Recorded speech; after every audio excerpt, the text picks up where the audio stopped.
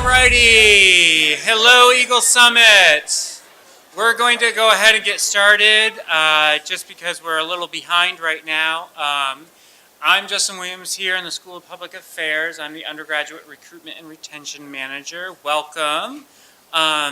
Today you will hear from the Dean of the School of Public Affairs, the Assistant Dean for Undergraduate Education here in the School of Public Affairs, one of our fabulous faculty members, and the director of our leadership program. So we kind of have a tight schedule to get to without cutting into the library break too much after this.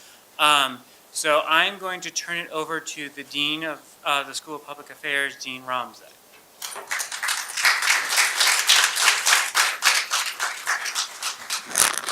Thank you. And I want to congratulate all the students on being smart enough to choose American University and being smart enough to get admitted to American University. And parents for getting your students to this stage in life. I'm sure you feel that it's an accomplishment in itself and you're hoping for even more in the future. I promise that our faculty and our staff who have worked so hard to make sure you're the right people to admit to American University will also be the ones who work hard to make sure you succeed at American University. We look at our applications very carefully, but once we admit people, we work very hard with our students to make sure you have the well-rounded experience in the classroom with faculty who will mentor you, with faculty who will teach you, and with faculty who will help you reach out into the world and help you get internships and the real-world experience that you can combine with the classroom experience. You will find that your classmates are bright, talented, hardworking, and ambitious, and we expect the same of you. You will find you learn as much from your fellow students as you learn from your faculty members. That is a good thing. That doesn't mean that our faculty aren't fabulous. It means that our students are equally exciting sources of knowledge and information. So I encourage you to reach out to people who don't come from your neighborhood, to get to know students who come from a different part of the country or from a different country. You can learn from them as much about yourself as about the courses you're taking and about life in general. So think of your experience, your time at American University as learning 24 hours, not just learning for the time you're in the classroom. You are part of a student body that is attending a world-class School of Public Affairs. We're among the top-ranked schools in the country. You will have top-ranked faculty who do extraordinary work. Their research is recognized nationally and internationally. And what you find when you come to American University is you have a small class with those faculty members, so you don't get lost in a class of 300 students and never get a chance to ask your questions. So you will find that we have a tremendous impact on you as students. I encourage you to be open to that experience. But I also want you to think about something. What impact do you want to have on your educational experience? And what impact do you want to have on the world? We educate people to be leaders, and you'll hear from the director of our leadership program about one way you can develop those leadership skills. But the long term, we want you to be thinking about who you want to become, what skills you need to develop, what knowledge you need to acquire so you can go out and have an impact on the world, have an impact that you want, an impact that you design, and an impact that you choose. That's what we're here to help you do. We're here to help you become independent thinkers, independent actors, and citizens of the world. I wish you luck for the next 4 years.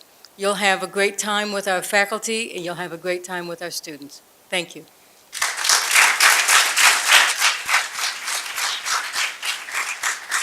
All righty, and so now we're going to hear from the Assistant Dean of Undergraduate Education, Dean Waters.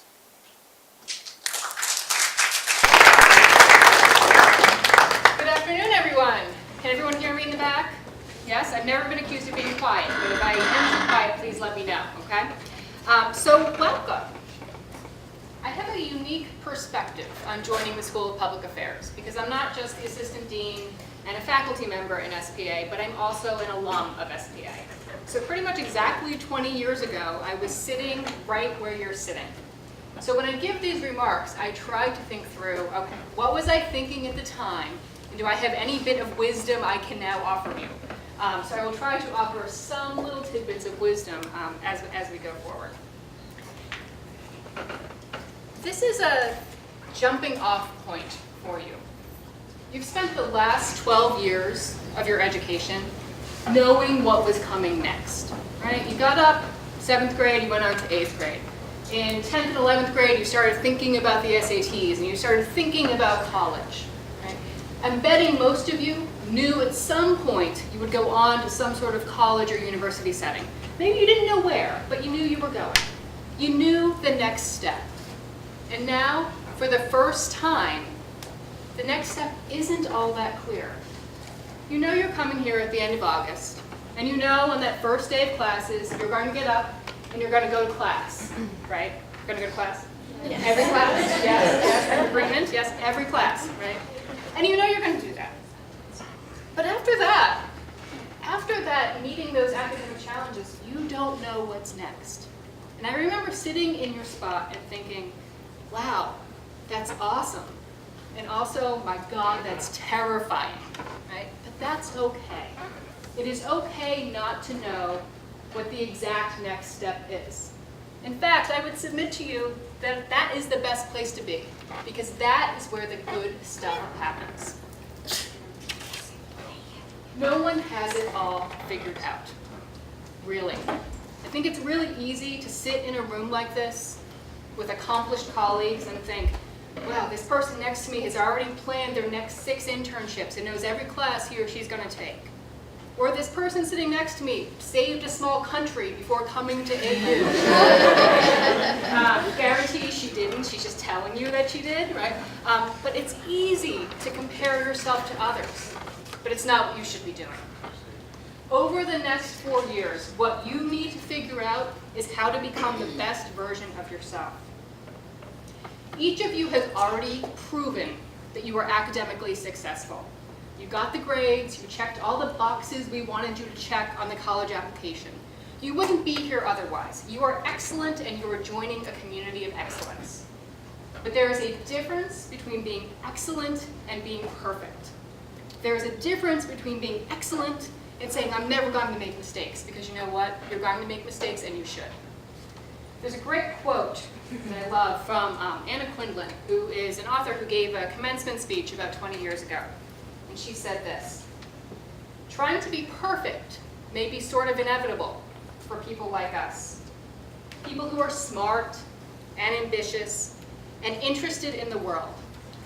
But nothing important or meaningful or beautiful or interesting or great ever came out of imitations.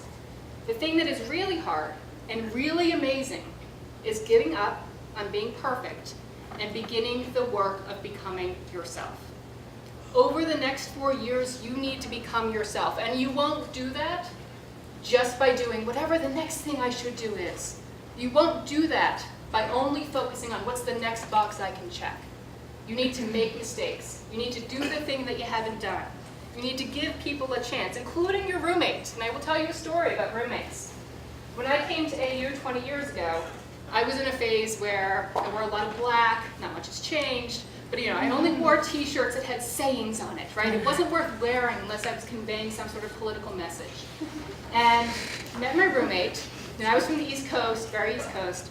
Met my roommate, she was from the Midwest. She wore a lot of pink, she rode horses, she was very bubbly, and I thought, this is never gonna work. It's not gonna work, right? 10 years later, I was the maid of honor in her wedding, and she was the maid of honor at mine. Okay? So give that person a chance, okay? Talk to the person who you think has nothing to teach you, and you'll probably find out that person has the most to teach you. You need to get on one of the city buses, not knowing where it's going. Get on the metro going the wrong way, because that's where you're going to find the good stuff. What's the stop? What's the stop you need to get off at for Tenleytown? What line are you on? Red line, Shady Grove. Red line, Shady Grove, and what's the stop? Tenleytown. Tenleytown AU. Good. So you're already ahead of the game. All right. You need to apply for the dream internship. You need to go abroad, right? You need to take classes outside of your comfort zone. I don't want you to come to the School of Public Affairs and only take government or law classes. I want you to go across campus and take the opera class, or take the art class, take the science class. I want you to be interesting people in 20 years, not just fabulous political scientists, right? When you go to that fundraiser or that fancy cocktail party in 20 years, if all you can say to me is, oh, well, let's talk about the recent electoral counts, you're going to be a boring person, right? That's important, but you need to do the things that make you interesting, okay? No one else has it all figured out. Allow yourself to do the new things, take on the challenges, and make mistakes. My next piece of advice, coffee is not a food group, really. Okay? Now I say this jokingly, and I like my coffee as much as the next person, but while you are here, if you are going to succeed academically, you need to be healthy, right? And that includes sleeping at night. That includes drinking things other than coffee. It means hydrating, and it means eating your veggies, okay? You will not succeed academically if you are not healthy, all right? You will see me walking across the quad, and you'll have your coffee, and I will come up to you and I say, coffee's not a food group, right? So be ready for that when you see me on the quad. Take ownership. This is the part that I think distinguishes high school from college. Okay? In high school, you had a guidance counselor, or 2 or 3, who said, this is the next course you're going to take, here is the SAT form, here are the college applications, what do we do next, right? That doesn't happen here. While there is a support network in place to help you, you need to go find the opportunities and seek things out. You have entered a community of scholars who are excellent and set the bar. And what distinguishes AU scholars and faculty from other schools is that we're doing the work that we teach, right? We're not just teaching the government classes, we're not just teaching the law classes, we're actually litigating. We're the ones testifying on the Hill. We're the ones advising senators and representatives. We're the ones who are advising President Obama, right? You need to take advantage of that. It would be very easy to come to SPA, sit in your classroom, sit in the back, take good notes, and never say a word. Never engage. Never go to office hours. You could do that, but you would be making a mistake. You need to take full advantage of the expertise that is here. You need to find a mentor. You need to go to office hours, push yourself out of that comfort zone. And you need to take advantage of the campus. There won't be a single day that goes by that there isn't some amazing activity on campus. Whether it's a new art show at the Katz and Art Center, or whether, as we had last semester, the DC mayoral debates hosted here on campus, or the semester before, President Obama speaking on campus. Okay?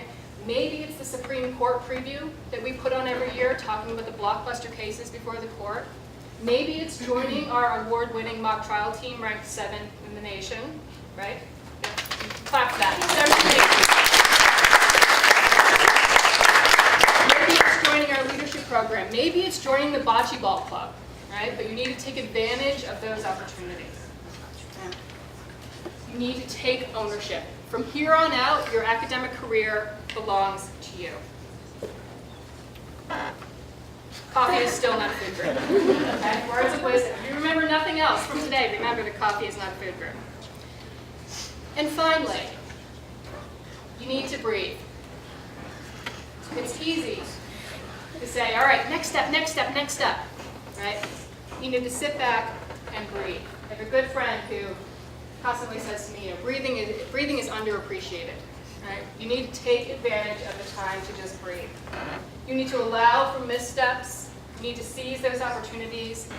You need to explore. You need to falter. You need to make mistakes, and you need to take full advantage. And while you're doing it, take some time to breathe. All right. Now we are going to hear from one of our esteemed faculty members, Dr. TRICIA Bacon. She is a professor in justice law and criminology and has an extensive background working on homeland security issues. Secretly convinced that she's actually a spy, so we might do that. But Professor Bacon.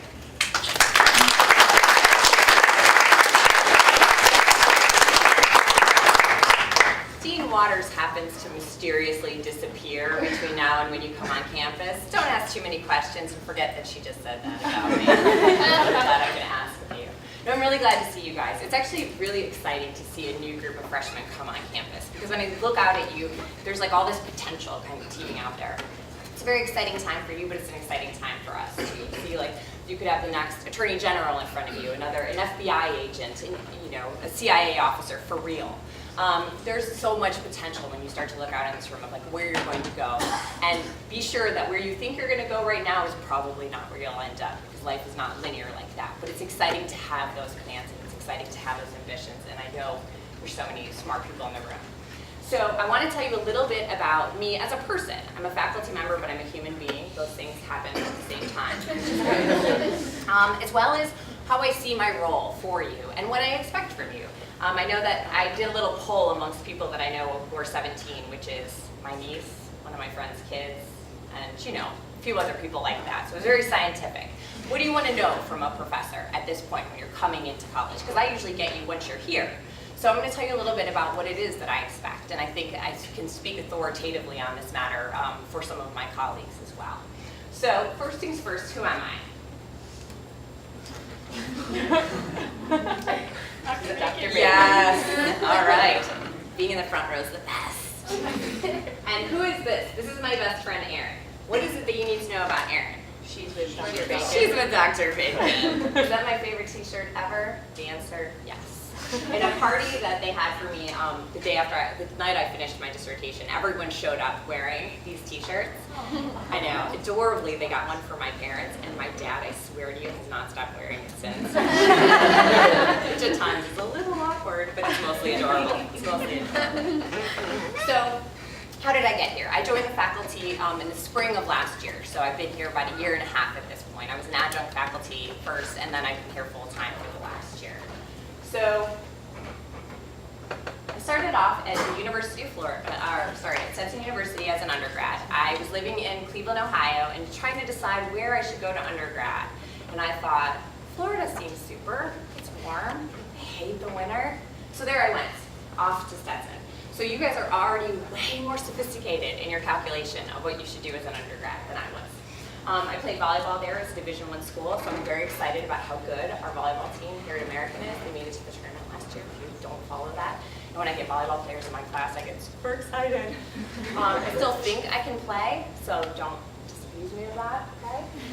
And then I went on to the University of Florida. I got a master's in public affairs there, so I continued to enjoy the Florida weather. But then it came time, you know, to do some other things. So I came up here, went to Georgetown for my PhD, started it in 2006, graduated last year, and you can see the moment where it all happened. So it was a long and difficult slog, which everyone will tell you about a PhD in particular. I did it while I was working full-time, and I can attest for all PhDs that it's always hard. Do not recommend doing it while you're working full-time. So I have a tradition of naming animals after where I went to school. This is my dog, Gator. She has some confusion about why she's named after a different animal. She's working on it. This is Hoya. He doesn't know what a Hoya is, so he's like the rest of us. He doesn't have to comment about it. I had a dog who's no longer with me from my Stetson years, and I'm waiting for my eagle to go up here. This cat is in fact a product of one of my students who was fostering him and started to work on me, and work on me, and work on me. And now Hoya lives with me.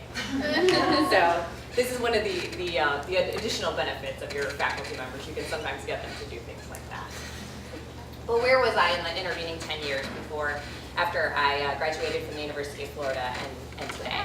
I spent those years at the Department of State, and I spent them going all over the world. And it was a really exciting career. Can you tell some of the places that I've been based on these pictures? A mud pile? I heard like 12 murmurings and nothing definitive. Give it to me again. India. I was in India, right? I'm at the Taj Mahal. I'm in Agra. I'm in Mumbai. I'm at the Taj Mahal Hotel.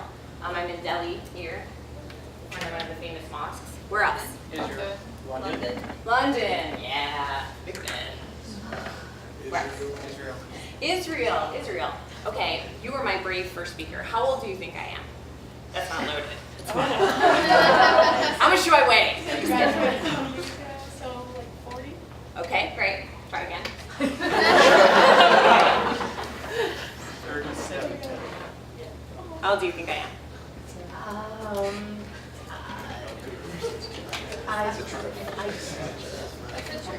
It's totally a trick question. You can say whatever. I'm not going to. 50. I'm different. You see me crying in the corner.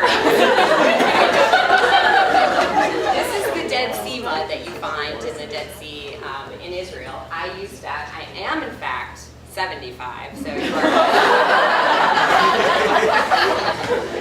I'm not hurt at all. You don't look at me. That ship has sailed. Where else have I been? Morocco. Camel, that's my guess on the beach. No. Here? Yeah. Oh, I was in Karachi. Good guess, though. I was in Karachi riding a camel, which turns out was explicitly against the rules for what Americans were allowed to do in Karachi. But the first hint might have been that my bodyguard was taking the picture, but it's fine. It's fine. I didn't get in too much trouble for that. Where else? You see me riding a horse. I was at a winery in Virginia. That's slightly different than when I was doing the State Department. I like to include things that I've done recently, like the fireworks on the mall, which in fact my college roommate came up here for them. She's still my best friend. She lives in Florida. She came up and I braved going down to the mall, which you will do exactly once, maybe twice when your college roommate comes up. Because it's chaos, but it's super fun. And it's another example of what Dean Waters was talking about, these lifelong friendships. When I first met her, I thought she was a little stuck up because she was so shy. Turns out she's just shy. She's amazing. She's still my best friend. So I spent, over a decade traveling all over the world as part of my job at the State Department. And I've had a lot of very interesting experiences. I was in Algiers here. I was in Peshawar here. I was in Nairobi here. So I've been all over. I was very close to a lion in the Serengeti there. So I've had amazing experiences. But the primary thrust of the work that I do has been counterterrorism. And that is work that gets real fast. I spent a number of years, you probably saw I was at the Taj Mahal Hotel. This is the Taj Mahal Hotel, 2 months before I arrived. I was there on an investigation for that, the bombing there in 2008. This is the bombing of the Marriott Hotel in Islamabad. I was there a week before that. I worked on a number of the attacks against our forces and our embassy in Afghanistan. Worked on both the Madrid and the London bombings. I worked on the bombing of our consulate in Peshawar. I worked on the kidnappings of a number of Americans, particularly in Pakistan. The first case that I worked on was the bombing of the Paradise Hotel in Mombasa. So this is pretty serious work. This is the Consul General in Peshawar, who there was an attempted kidnapping of, and so I worked on that investigation. I worked on the determination of whether to remove Libya from the state sponsors of terrorism list. I authored the intelligence community assessment that evaluated that. I may have been on the wrong side of history on that one, but I was an honest assessment at the time. So all that to say, that really informs my approach as a professor, and that is that I come to you as a practitioner. I come to you as a person who is intending to prepare you to do this kind of work because I have done it. And there are a number of things that I will ask of you that are, a little bit uncomfortable, and that's a good thing. There's this idea out here like, I'm good at something, and I'm like, well, that's super, but that doesn't determine everything. Some things are acquired skills. I don't enjoy public speaking. I am a massive introvert. I worked on my dissertation at one point for 3 months, in an office alone. And my friend said, we should start a program of visiting Tricia so she gets more human interaction. And I was like, no, I'm good. I'm pretty happy with my books and my writing. But the reality is you have to learn skills that maybe don't come to you naturally. Your natural affinity for something doesn't necessarily determine everything about what you should do. You need to be developing those weak muscles as well. Writing is another skill like that. You need to be developing different styles of writing. For example, I work on teaching my students the bottom line up front style of writing. The first time I wrote a presidential daily brief, that's the daily intel product that the president gets. I walked into my boss's office, and I handed it to him. I was so excited if I was a dog, you'd have seen my tag wailing. I thought I was amazing. And he was like, oh, this looks really good. Now, see your conclusion here? Take that and start the piece with it and rewrite the whole thing. And I was like, right. The reality is, in the policy world, they need to know exactly what you're going to tell them immediately. They don't have time for you to build them to the exciting, crescendo conclusion, climax at the end. They need to know like a punch. This is what I'm going to tell you, this is what you need to know, and everything after that is supporting data. And that's a real reversal from how you guys are taught to write in a lot of other contexts. So you need to have these different kinds of writing skills. You need to have different kinds of abilities to present in different audiences. Sometimes you get your super formal presentation with your PowerPoint in 10 minutes and it's all great. And sometimes, like my colleague, one of my very good friends, Shezi, who briefed the president recently on the Pakistani elections, they went in and they told her she had 7 minutes to brief the president on a major election. She walked in, she got 4 before he dove in and they went in a completely different direction. This is the kind of thing that you need to be prepared for, that you're going to be able to pivot in those kinds of ways. And that's why in my classes, I'll say to you, go ahead and prepare a 10-minute presentation. When you get here, I'll tell you how long it's actually going to be. And you need to be able to do that, because that is going to be how it actually goes down for you. I view your participation in my class as the way you would participate in a meeting. If you walk into a meeting and you sit there silently the entire time, you do not influence the outcome. You do not influence the decisions that are being made at those meetings. So you can't go into your classes and just sit there silently and expect that I'm going to see you as having an impact, that I am going to view your participation positively. It's a shift in mindset, but it's one that even though it's uncomfortable at first, it's a muscle. And you just keep working on it and it gets natural over time. I am a professor. I talk publicly as part of a major part of my job. You get there. You get there eventually. The other thing that I do as a practitioner is I bring you guys people who are doing the jobs that you want to do. As I say, my work in the State Department, our colleagues' works in this school of public affairs, you are affecting people's lives, and it gets real fast. And so I bring you those people so that you can hear about the different styles and the different experiences. There's no one way to succeed in these things. So part of what you get in this school is that you get access to people who are doing the jobs that you want to do. So there's a variety of roles that I see myself as having as a professor, and some of those you already have, these then teachers that you had in high school and up till now. What are some of the roles that you see your professors as having? Oh, you weren't raising your hand. Just being prepared, but now you're on the spot. Aren't you so glad you sat in the front row? I'm coming back there. I'm on my way back.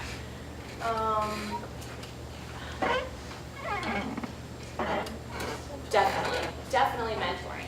That is something that all of your professors will do to some degree, but that you also need to be seeking out professors whose style and whose work fits well with what you want in terms of your career, or even if they work in a very different field, the way that they carry themselves, the way that they approach their work. You need to always be looking at your professors in that way. As promised, here I come. What are the other things that you look for in a professor? My gentleman in the middle in the purple. I would say role model. Definitely a role model. And that is what we all aspire to be for you as well. People that you can look to as having provided a path and providing an example. What else? You can all like point at yourselves. Somebody say something. A helper. A helper. You were actually the first time that anyone said that, and I'll tell you why that makes me super happy. First of all, in one respect, professors are very much like the relationships you're going to have with your bosses from here on. We will provide you a significant amount of guidance, but there's a certain amount of assessment that you need to do vis-a-vis all of your professors. What is important to them? What is it that they're looking for? Some professors care very much about your ability to take the material that they've taught you and you need to apply it in a test setting, for example. And they care about your ability to make that translation. I care very much about your ability to write and public speak and those kinds of qualities, as I talked about before. So you need to sit there and do that kind of analysis, and you will do this for the rest of your life with all of your bosses. What is important to you as a boss? What is it that you're looking for? What signposts am I providing for you about what is important? And you need to be consciously assessing that with all of your professors all of the time. We give you the beauty of a syllabus. Read your syllabus. You will get, whatever, 5 of them, and they're all like 12,000 pages long. But sit down and read them, because there are very important hints to you about what's important to me in those syllabus. And as you mentioned, it's teaching you the content. It's giving you the information. It's giving you the background, the expertise that I have, imparting it to you in that kind of structured environment. And there's the mentoring and guiding and role modeling that we talked about. But there's also some other roles that you think about less often. And one is, as you say, providing this guidance, being a sounding board for you. And this gargoyle had a lot of problems before I talked to him. He is straight loud. And we're not your parents, but we are people that can give you guidance. We are people who can hear out, you know, yeah, you don't want to come to me every time you have a fight with your roommate, but if you are having serious problems with your living situation, you can talk to me about that. If you're having concerns about your major or how to handle different classes, we are there as sounding boards for you guys constantly. And we're also your advocates. We are all committed to you. We are committed to your success. We are committed to you succeeding in whatever way you decide you want to succeed. And sometimes it will be an adorable Memorial Mustang cheerleader, which is me, not 40 years ago, as some of you think, but 10 years ago. 10 years ago. Sometimes I say things to make myself feel better. But other times, the package in which that encouragement is going to come is going to be a little bit more difficult. And it's not going to be something that's going to feel super great when you hear it, but you need to be able to take the criticism, the critiques, the ways to improve, knowing that it's because we're committed to you and to encouraging you and to making you into better people, better students, and better professionals. I have another really important role as a professor, and that is the research that I do. Half of my time, let's say, is spent teaching, and the other half is spent on my own research. And you really want to know what kind of research your professors are doing, because there's a lot of opportunities for you there that extend beyond the classroom. I do a lot on terrorist group behavior. I'm writing a book on terrorist group alliance behavior, for example, and you can see some of the groups that I've worked on in this context. This is really difficult research. These are not people who are prone to being like, come interview me, and like that pans out well for you. This is difficult research, and I do need assistance with it. And I have students who do really interesting work for me on this. Sometimes it's translating, sometimes it's archival research, sometimes it's going out and talking to other professionals, sometimes it's even travel. So there are a lot of opportunities for you if you look beyond kind of the narrow relationship that you have in the classroom with your professors. So really think about this, especially as you start to find professors that you gravitate towards in terms of the kind of work that they do. Have this in the back of your mind, because it's not necessarily presented to you. As Dean Waters talked about, some of this is your own initiative and you taking ownership of what you want. So I'll give you a few pieces of unsolicited advice that I think would be helpful. So this is, I've Googled like, when should students go to office hours to see like what you'd find if you did that. And there is this hilarious graph about when you go, right? The red is time to plead and cry for my grade. The purple is time for midterms and I'm still confused. This purple is a paper is due and I'm still confused. This is I'm really confused, I'm still confused, and I'm confused for the first time. None of these are when you should go for the first time to see your professors.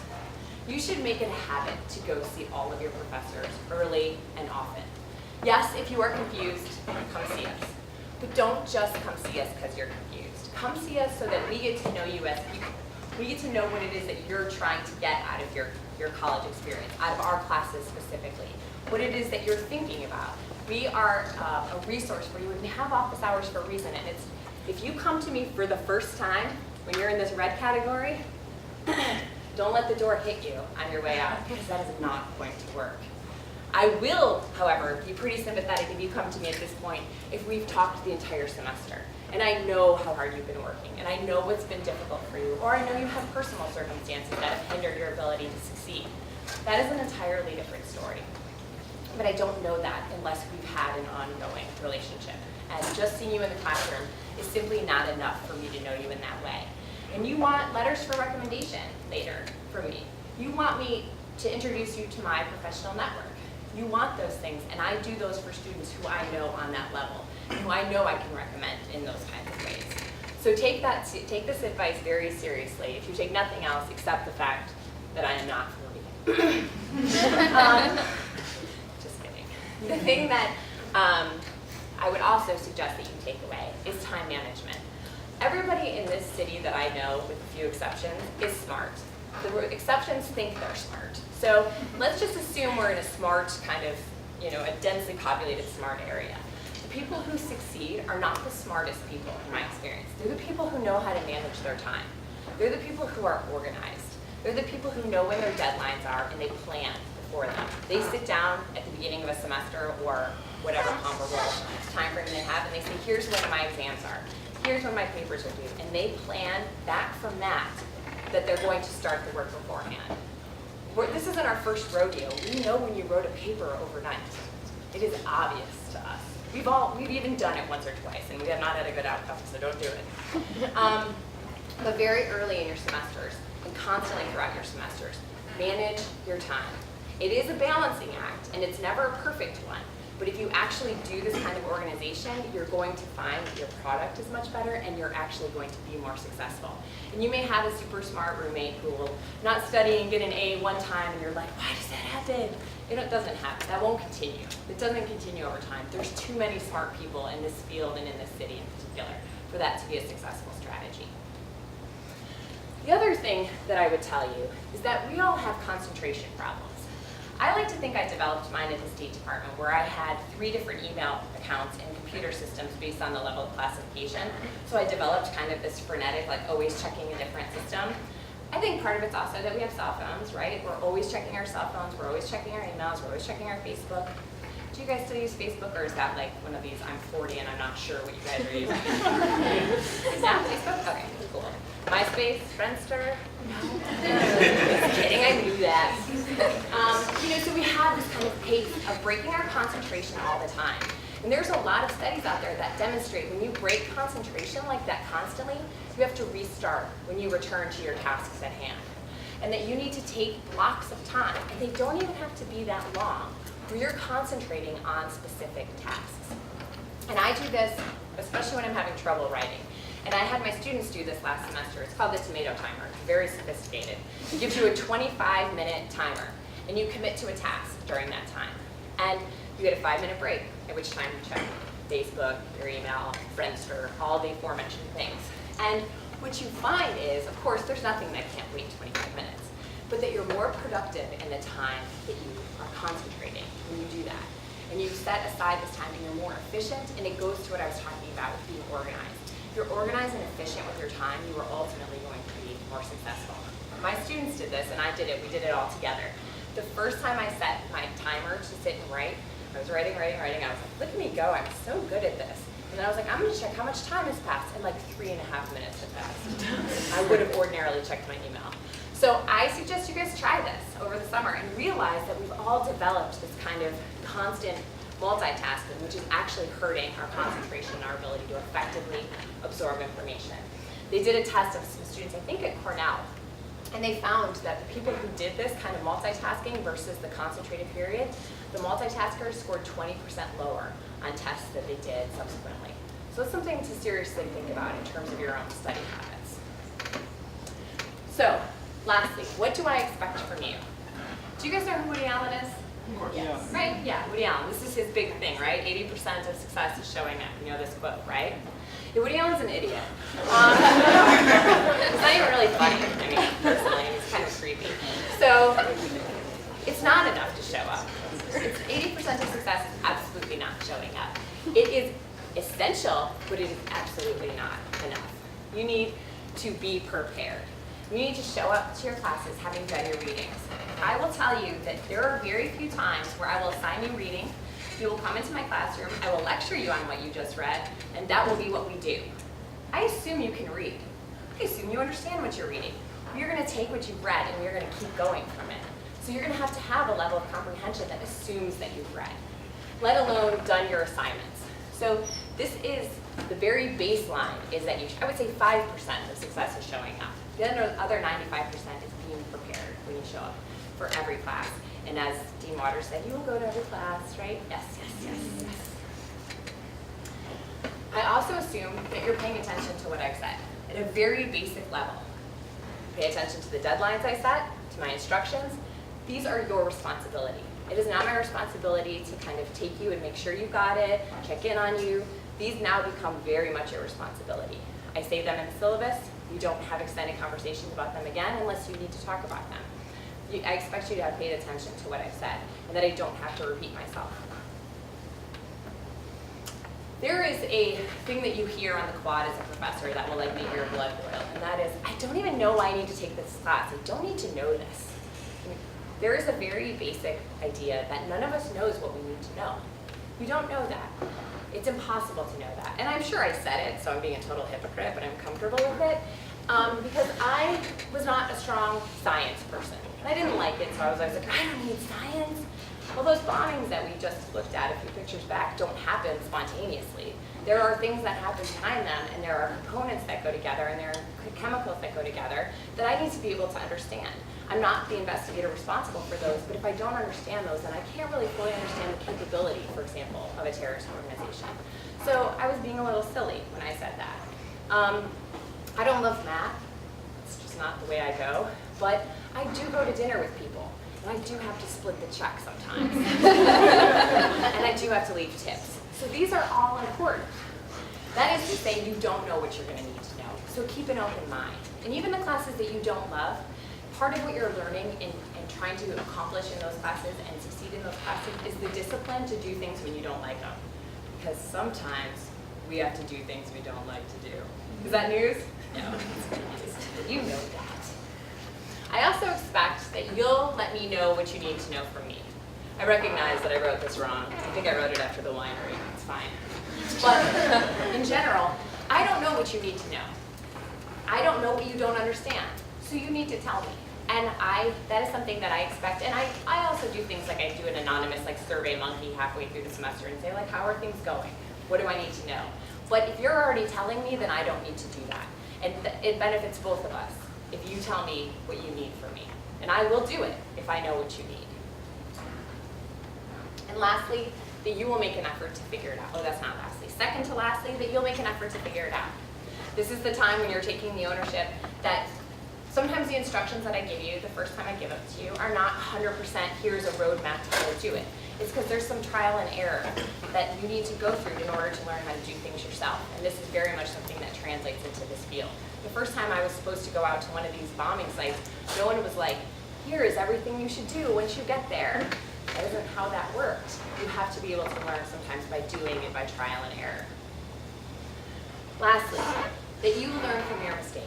For example, when you turn in your papers to me, I will go through them and I don't use red pen, I usually use purple, so it hurts. And I'll give you my edits. If I keep having to correct your twos and twos and your your and yours, I get seriously irritated by that. You get to make mistakes, and I'll correct them. Do not keep making the same mistakes. Pay attention when we give you feedback and make those adjustments there forward. And that very much will translate to the work environment. Your boss does not want to keep correcting the same mistakes, and if you keep making the same mistakes, it hurts your credibility. So something to take very seriously. As a professor, I take time to give you feedback. So I expect that you're paying attention to it and that you're going to make those adjustments. Having said that and been kind of stern with you just now, what I would say is that I would love to see all of you. In my office hours, you can send me an email, just tell me how you're doing, tell me what's going on. You don't have to be in my classes. You should be in my classes. But you don't have to be in my classes in order to come and have conversations with me about how things are going. And I am confident that none of you guys are going to forget my name or my email because I've kind of hammered it again because bacon at American is amazing. And in a true story, my first boyfriend's name was Dan Sizzler. I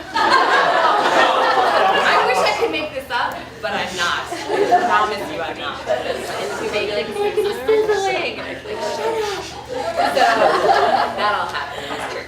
My office is in Hearst. This is my email, and I am always available. So please come see me, and please take all this advice on board, the input you're getting from all of this, and have a lot of fun with it too. Have a lot of fun.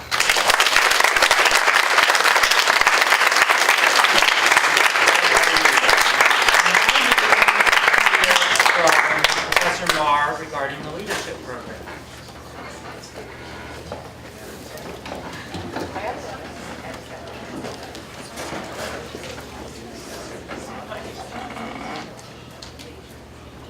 Good afternoon. Are you still enjoying American? Yes. Great. I am here today with a couple of our students to tell you about an extraordinary experience that's available to you because you are SPA students, and that is the SPA Undergraduate Leadership Program. Hopefully you all received a copy of our brochure in the mail. Raise your hand if you did. Good. And how many of you checked out our website? Outstanding. Anybody look at the Facebook? Cool, cool. Got some pictures there. Appreciate that. So there you learned that ours is a 4-year program.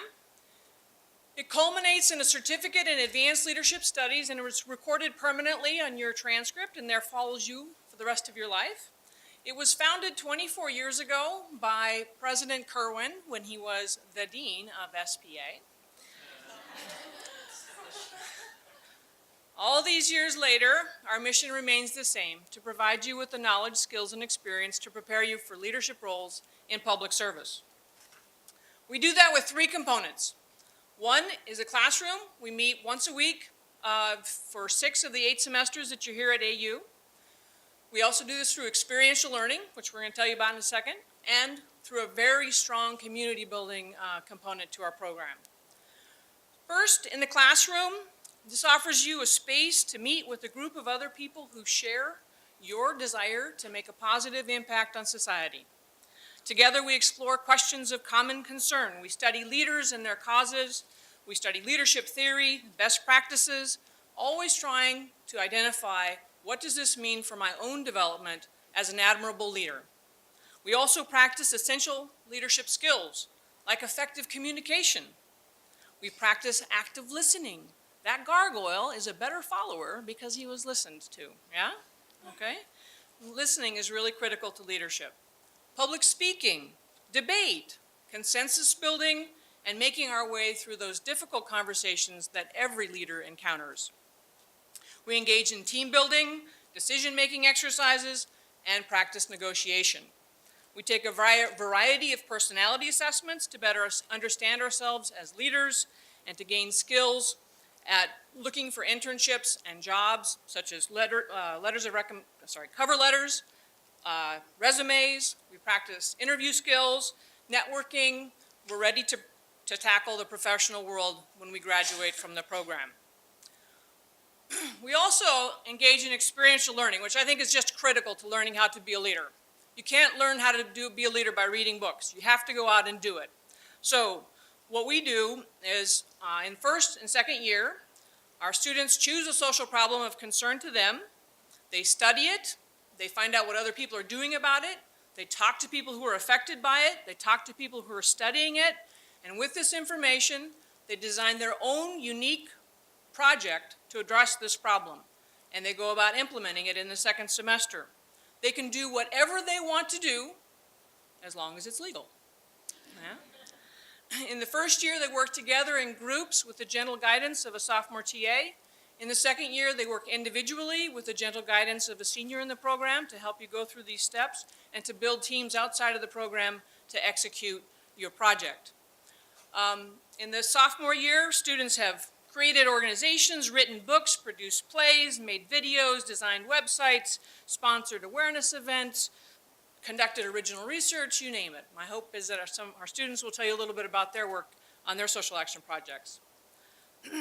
In the third year, our students choose an internship. In the classroom, they meet weekly with their classmates and a professional in the DC area who acts as a guide, teaching them about organizational behavior. This is the theory of how organizations operate and the dysfunctions of organizations. And you compare that with what you're witnessing in your internship. It causes this theory to come alive. And then you come back in the last semester at AU for a senior seminar with your fellow classmates. The same people you started with are the people that you end with. You have 2 semesters off after your sophomore year to do whatever you want to do. You can study abroad, you can work on campaigns, you can take a semester off, whatever you want to do. But you can, so those of you who are in a 3-year program or who want to graduate early, you can still finish the leadership program. In addition, we have very strong community building. Leadership is a lot about relationship, and so we work really hard to build a strong community among our existing students and our alumni. During orientation week, we take you on a number of outings to get to know your classmates and the older students in the program, as well as have a barbecue for you to get to know the alumni in our program. In the beginning of this fall semester, every first-year student is paired with an older student in the program who acts as their buddy to help mentor you and guide you through this transformative experience that is your first year in college and for years afterwards. Sophomores are paired with a professional in the field of interest to them. They meet with them. These are often program alum who meet with them three times throughout the year, talk with them monthly to help you develop your career interests, to figure out what kind of internships you want, and to help you land that internship down the line. We also go on retreat 3 out of the 4 years in the program. In the first year, at the end of your first week of classes, we go on a 2-night retreat, and magically, in less than 48 hours, some of the strongest friendships are forged. People, not only through college, but through the rest of their lives. That added to the number of events that we have throughout the year leads to a very strong sense of community. Gabe and I just returned from a wedding of a leadership class of 11 and 12. Both sides of the stage were occupied by leadership students, and in the bridal and the groom's parties, the officiant was actually a leadership student. It was a blast. We danced our hearts out. It was a really good time. And that's the nature of the leadership program. It's a very strong community that's built. When we are not at a wedding, we use DC as our laboratory in leadership development. We tour the monuments during the cherry blossoms every year.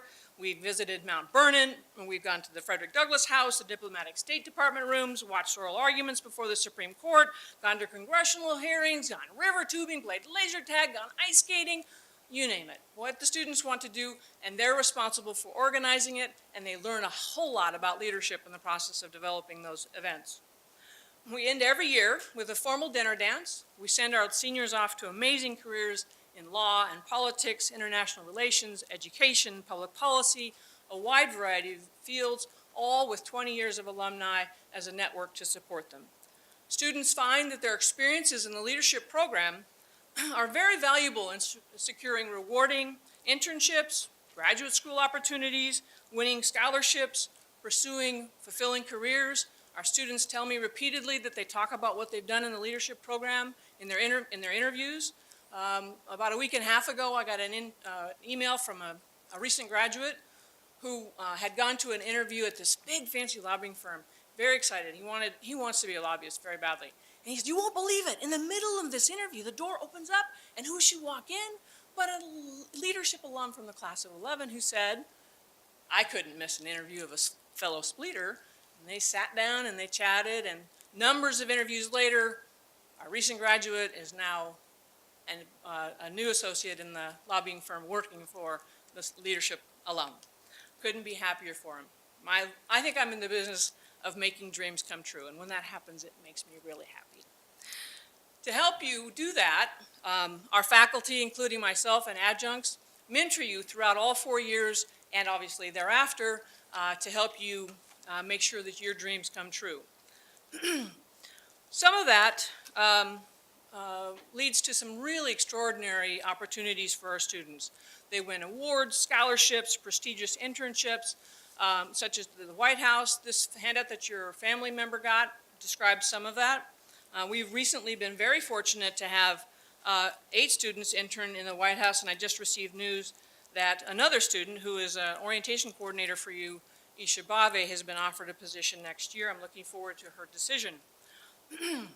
When our students not only find success off campus, but they're deeply engaged on campus as well.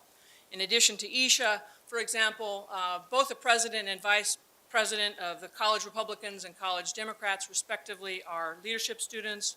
5 of the last 7 student government presidents have been leadership students. Our current Speaker of the Student Government Senate is a leadership student. And this is why, partly why, the president formed our organization those 20 years ago, because he looked out and he saw that SPA students were running clubs and organizations across campus, and he wanted to support them in their endeavors and to prepare them for their roles in leadership and public service thereafter. So to help you better understand the program from the student's perspective, we have today 2 students with us. One is Emily Green. She is a rising sophomore, just finished her first year in the leadership program, a CLEG major. Next year, she will serve as programming coordinator, putting together some of those events that we just talked about earlier, outings and gatherings and such. She will also serve as a Special Olympics chair for her sorority, Phi Sigma Sigma. She comes from Greenville, South Carolina, where she served as a co-editor-in-chief of her school newspaper, president of the Interact Club, program coordinator for the YMCA Outdoor Center, in addition to her work serving my favorite dessert, ice cream. Gabe Menchaca is also here. He's a rising senior in the program. He's taking time off from his internship at the Civil Appellate Division of the Department of Justice, where he works alongside several other leadership students. He's a Michigan native. He's an honors student with a major in political science and a minor in business administration here at AU. He has a strong interest in political theory and was very honored to receive the Political Theory Institute's Best Paper in Classical Liberalism. In addition to his internship, he's also very active on campus, serving as a teaching assistant for us in his sophomore year while being elected to his fraternity, SIGEP. Not all of our leadership students are in Greek life. Some of them are. And so after serving as the president of his Greek life organization, he went on to serve as president of the university's interfraternal council, which oversees whole Greek life organizations across campus. He's been tapped to serve on several important task forces in the next year, including that one centered on sexual assault and the Blue Ribbon Review of AU's Greek life program. He will also serve as a senior teaching assistant for our sophomores, guiding them through their creation of their social action projects. And I'm really delighted that you're both here. Emily, would you like to start us off?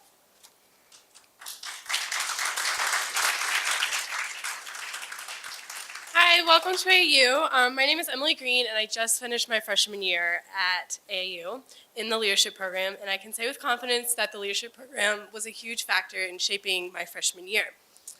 The project that I worked on, so your freshman year, you're going to work in small groups, to develop a social action project, and my group was focused on urban development. So within that, we worked on our topic a little bit, and we decided to address the stigma and stereotypes that people have against homeless people.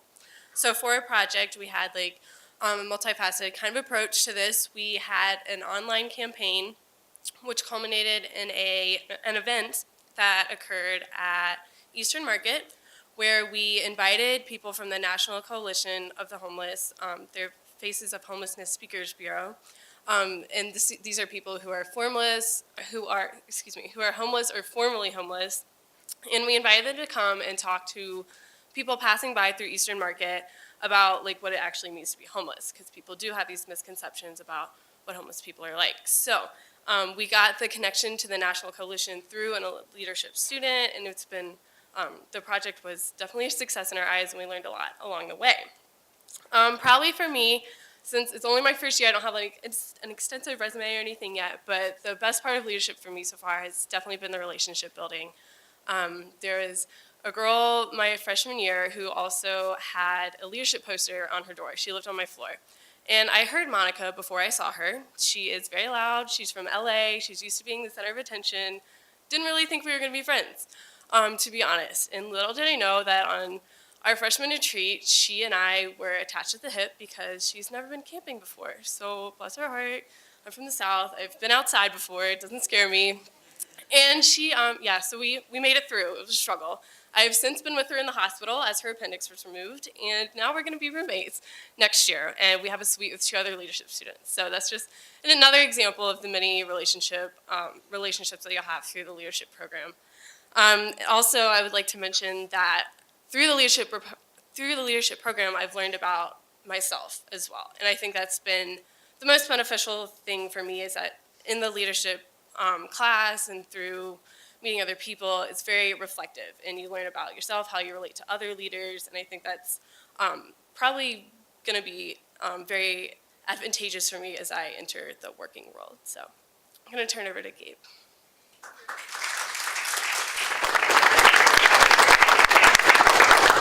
How are you all doing? I'm not going to use the microphone. If you can't hear me in the back, raise your hand, but my voice carries pretty well. So I'm going to give you guys the Cliff Notes version first of what I've done in the leadership program. So as Professor Marr mentions, I've been a TA twice. I'm going to do it again this year for the sophomore class. And my freshman year, my issue group worked on putting on a conference to combat the issue of violence against trans women of color in Washington, D.C. There was a rate of irrational hate crimes that semester, and so that's what we really focused on. My sophomore year, I developed a curriculum to teach high school students resume and cover letter and interview skills, because the research really shows that once you get your foot in the door, it's a lot easier and you're a lot more employable. But I'm going to tell you why I keep getting roped back into being a TA for the leadership program. program and why I'm here. I took time off work to come out here. 3 years ago, which is crazy, this is a really surreal experience for me. 3 years ago, I was sitting in your seats. I had no idea what I wanted to do. And I walked out of that door and I met a couple of leadership students at the leadership table. And one of them and I, we talked for a while. We kind of really hit it off. We had a really great conversation, and that's really what prompted me to actually apply for the leadership program. But the funny thing is, Professor Marr mentioned that she and I were just at a wedding of some leadership alums. That guy that I talked to at that table, actually, he and I drove out. I, the gentleman who got married, and most of the other leadership students there are all in the same fraternity. And so for me, this is kind of a weird bow to put on my leadership career because it all started right here in this room and right in that hallway. So I think the thing for me that I like about the leadership program is that it's given me the tools to succeed everywhere else. I've been really active within the leadership program, but the things I value most in college have happened outside the classroom. I'm probably in the extreme minority in this room that I like political theory, I like political philosophy, that's what I do. But my favorite experiences in college have been at the helm of organizations.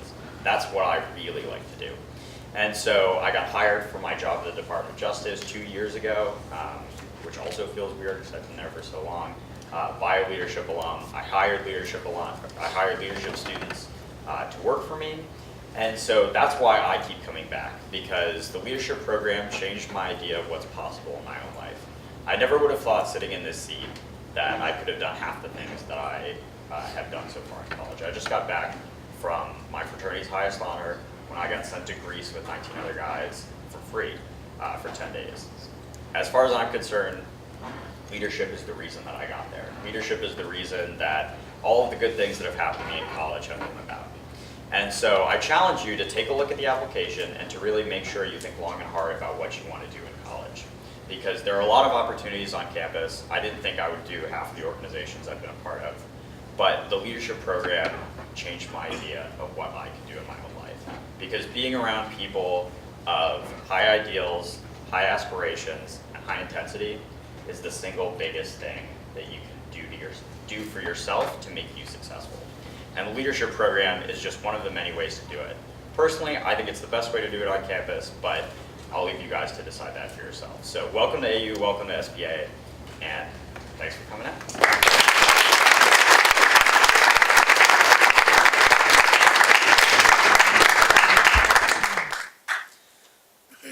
So, as you can see, leadership students are an extraordinary bunch.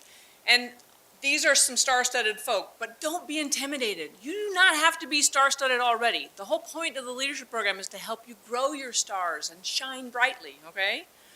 What leadership students do share in common is a deep commitment to social justice. They have really diverse views about what that means. We would have students here telling you that Greek life is the worst thing that ever happened, right? We have people who believe all kinds of different things about how to make the world a better place, but each of them is deeply dedicated to doing everything they can to make it better, to make sure that this world is better when they leave it than they found it. What they come out of it with is enduring friendships, a greater sense of themselves and what they can achieve, and with well-honed skills at working together with other leaders to achieve common goals, to set out to do what they want to do and then to achieve it. It does take work, to be sure. The leadership program takes about, the work in the class is about 3 to 8 hours a week. This is about the same as another 3-credit class. For the leadership program, you'll get 1 academic credit. This allows you to do everything else you want to do too without running into the 17-unit cap. But, that's right. But it is possible to do the leadership program and basically everything else the university has to offer. University College, the honors program, or its recent replacement as AU Scholars, double major, internships, honors, study abroad, student government, sports, extracurricular activities, graduate in 3 years, you name it. And in fact, you're going to be more able to do all of those things by being in the leadership program, because we encourage you to aim high. We surround you with other people who do as well. We're there to support you when you falter, and we're there to celebrate with you when you succeed. All right? So I'm often asked, what does it take to get into the leadership program? What are you looking for? It's on the website. We're looking for the capacity to develop your leadership skills. This doesn't mean that you're already a leader. It means that you want to learn how to do that. A strong desire to learn. Attributes that make leaders great. What do you think makes a leader great? Think about it. Think of two things, all right? Here's what we think transcends all those things. Not just whether or not you got a great smile, although that's useful too. Do you take the initiative? Are you mature?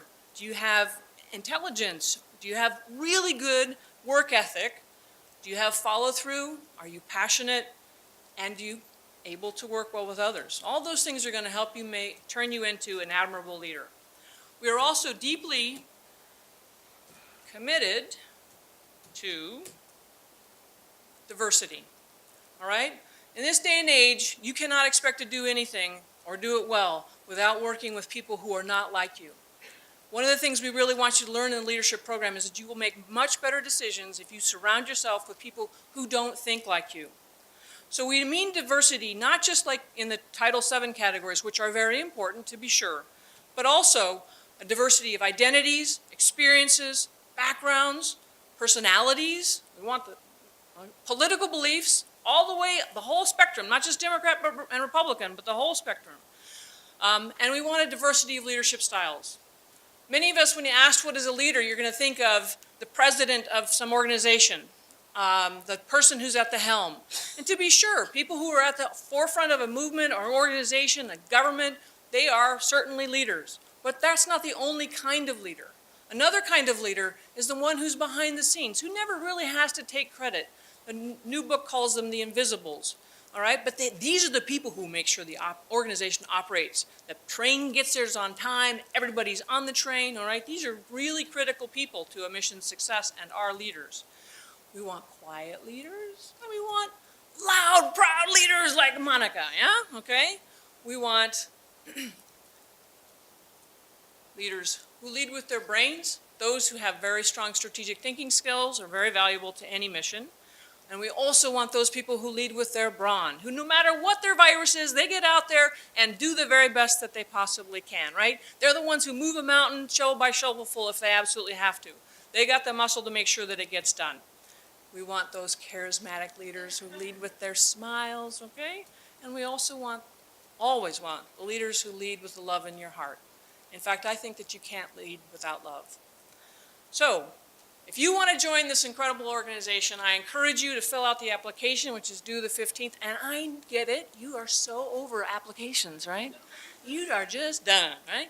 Just one more, you can do it. This is not a mistake I want you to make. We will support you through making lots of other mistakes, but don't make the mistake of not applying to the program. If you have any interest in this, please be sure to apply. We look forward to reading your application.